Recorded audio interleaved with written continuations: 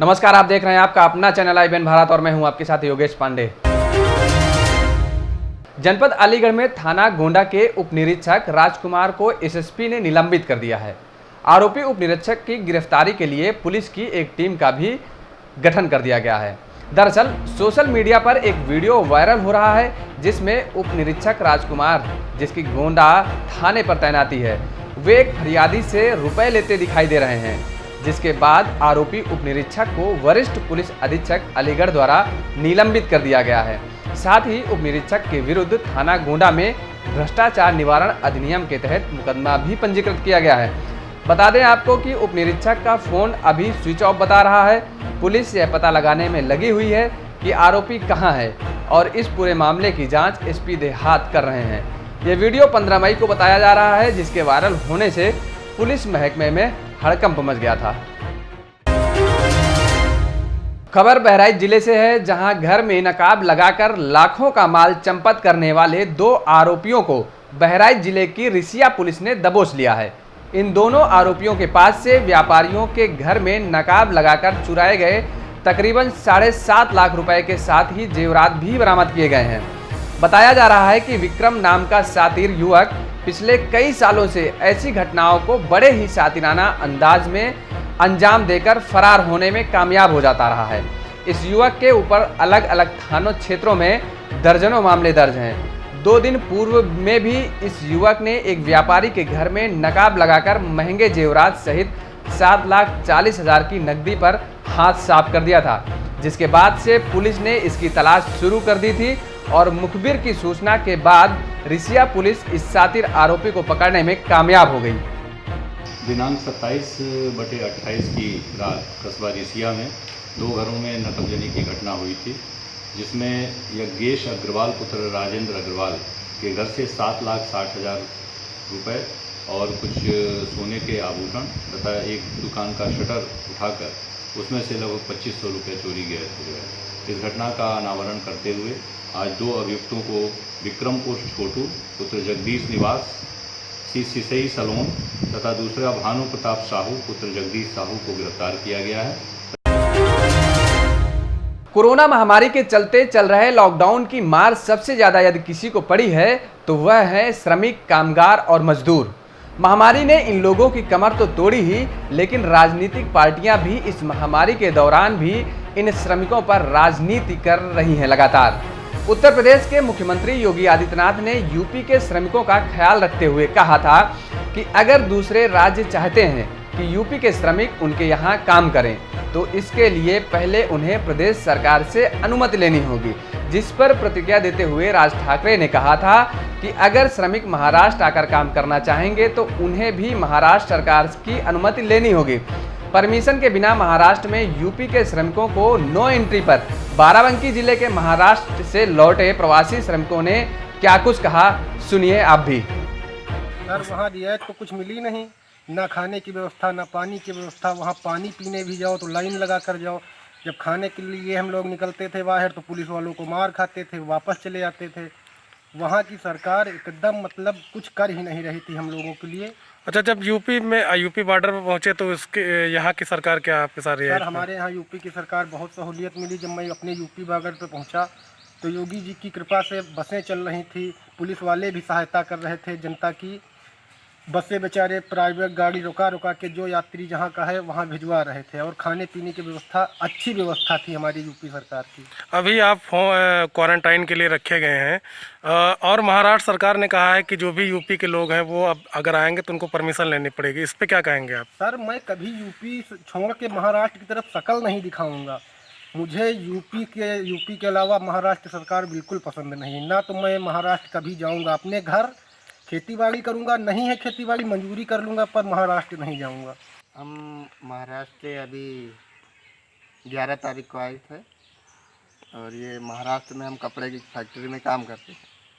महीने की तनख्वाह थी 10-15 हज़ार रुपये और खाना पीना अपने अलग से लेते थे, खाते रहते थे। और एक चीज़ बताओ, महाराष्ट्र सरकार ने अब कहा है कि जो यूपी के लोग हैं वो अब अगर आएंगे महाराष्ट्र या मुंबई तो उनको परमिशन लेनी पड़ेगी, तो इस पर क्या कहेंगे आप? जी हम महाराष्ट्र मुंबई तो जाएंगे नहीं, अब जहाँ अपने यहाँ गांव में है खेती बाड़ी मजदूरी कर लेंगे, पर महाराष्ट्र वापस नहीं जाएंगे। यूपी सरकार आपको क्या सहूलियत दिया जब यूपी में पहुंचे आप?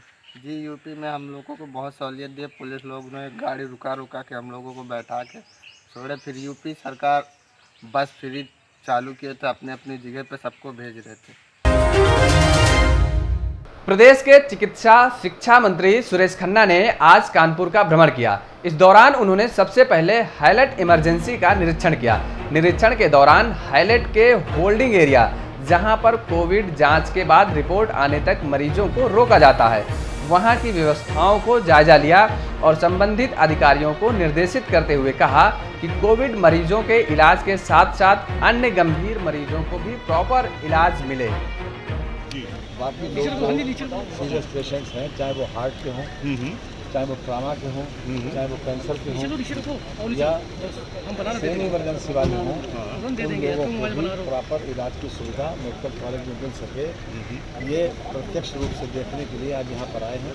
यहाँ के बाद हम झांसी जाएंगे। अभी हमने काफ़ी पेशेंट से बात की है कि ये होल्डिंग एरिया है, यहाँ पर पहले टेस्ट होता है, फिर उनकी रिपोर्ट आने तक इंतजार किया जाता है। 74 बेड यहाँ है, 70 बेड दूसरी जगह है।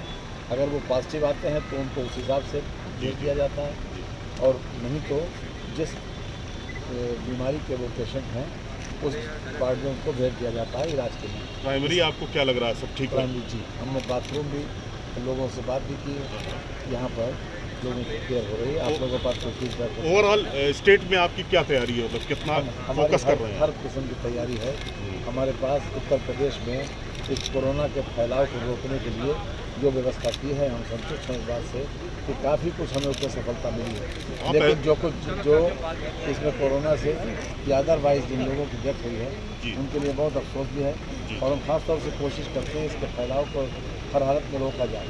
और हम बराबर इस बात का दौरा करते हैं जितने दिन से ये कोरोना का ये महामारी प्रारंभ हुई, तभी से हम कहीं न कहीं किसी न किसी रूप में सड़कों पर हैं, मेडिकल कॉलेज का दौरा भी करते हैं और लोगों से उसके फीडबैक भी लेते हैं। आपको एज्यूम कर रहे हैं कि बारिश में कुछ ये वायरस थोड़ा और इंक्रीज करेगा? नहीं, हम कुछ म्यूटेट करेगा? एज्यूम कुछ भी नहीं कर रहे हैं, लेकिन पूरी जो दुनिया है आज इससे प्रभावित है। लगभग 200 देश इससे प्रभावित हो रहे हैं।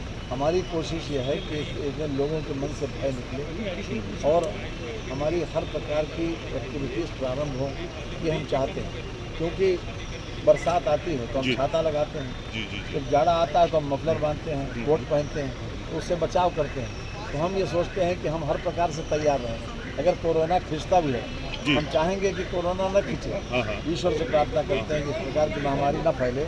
लेकिन अगर खिंचता भी है तो हमको अपनी पूरी तैयारी रखना चाहिए, और हम पूरी तैयारी के साथ में हैं।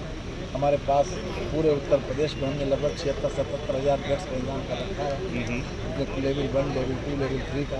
और हर तरीके की कोशिश ये है कि किसी भी तरीके से फैलाव को रोका जाए, और फिर भी अगर वो पॉजिटिव आ जाता है तो उसको प्रॉपर ट्रीटमेंट दिखाई। खबर वाराणसी से है, जहां 80 घाट के सामने आज सुबह गंगा नदी में टिकटॉक वीडियो बनाने के दौरान 5 किशोर डूब गए। पांचों को 11 एनडीआरएफ और पुलिस टीम गंगा से निकालकर अस्पताल ले गई, जहां डॉक्टरों ने उन्हें मृत घोषित कर दिया गया।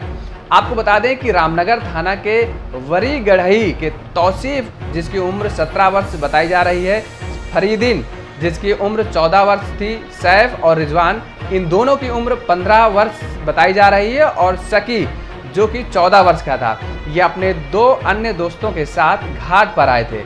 बताया जा रहा है कि पांचों ने पहले रेत पर टिकटॉक वीडियो बनाया और इसके बाद गंगा में उतर गए।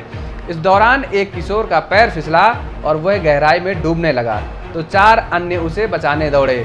एक एक करके पांचों गंगा में डूब गए। मौके पर मौजूद एक किशोर भागकर घर गया और परिजनों को बताया, जिसके बाद परिजनों ने पुलिस को सूचना दी और मौके पर पुलिस पहुंची और पांचों को गंगा से निकालकर अस्पताल ले जाया गया, जहां डॉक्टरों ने उन्हें मृत घोषित कर दिया।